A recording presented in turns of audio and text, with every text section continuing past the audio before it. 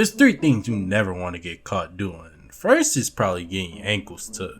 Like, that's a hard one to come back from, especially in front of the hoes or the bros. And nowadays, it's a cold world out there because you'll get put in an edit so fast. Like, look at this. My man is fighting for his life, my guy. The second thing is probably losing a fight. Something that I'll talk about in another video. Thank you. I know.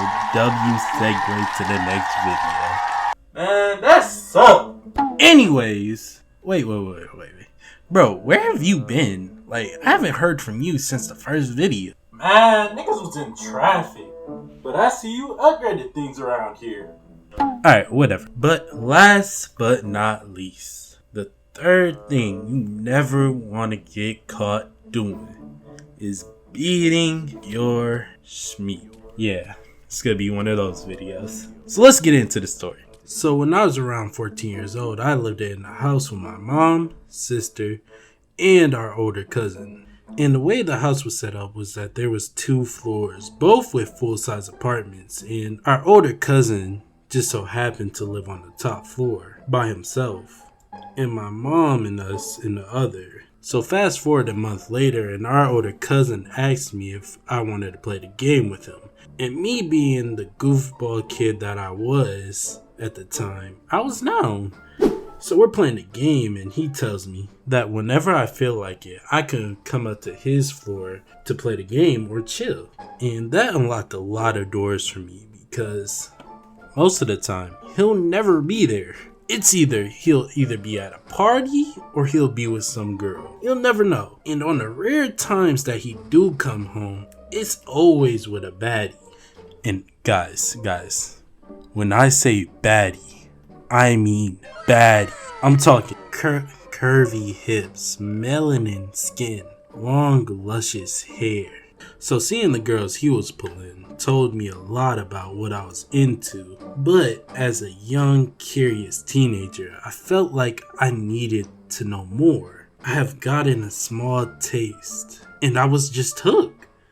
So what's a 14-year-old with a whole floor to himself to do? So the next day I come home from a stressful day of school. And what's the best way for a teenage boy to de-stress? So I'm putting in all the works, locking the doors, covering the windows, and turning up the TV. Not too loud that it gets suspicious, but not too low that anybody can hear us. And I'm sure that's something we all do, right? Right, guys? Right? So right as I finished preparing everything, I stop and think to myself, man, this isn't right. What if somebody walks in? Plus, I got work to do. So right as I'm about to call it quits, I accidentally start the video. Once the video starts, gotta finish it. So, yeah. Had to slay a dragon, if you know what I mean. So after getting done and realizing the plan was a success, I started to do it more often. Sad but true. But after a couple weeks with only minor scares, like a king in his castle, I got cocky. You like the joke that I did there? Oh brother, this guy stinks! Okay. So after coming back home from another stressful day of school, and seeing that my cousin isn't here again, I thought, why not run it back, for old time's sake, But like I said, I was getting too cocky. I felt like I had the routine down. I felt like I didn't even need to lock the door.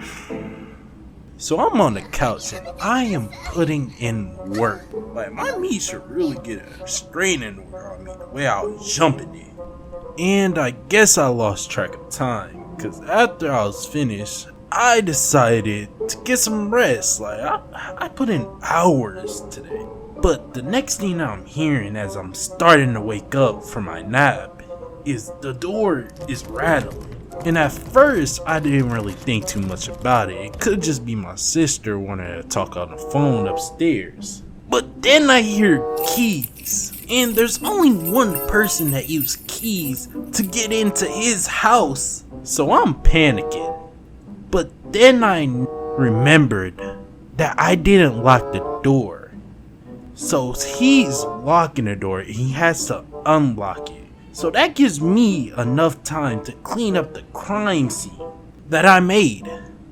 So I managed to get almost everything out the way, and as he's coming in, everything almost looks perfect. A little too perfect. And my poker face when I was a kid was ass, so it just looked like I was up to no good.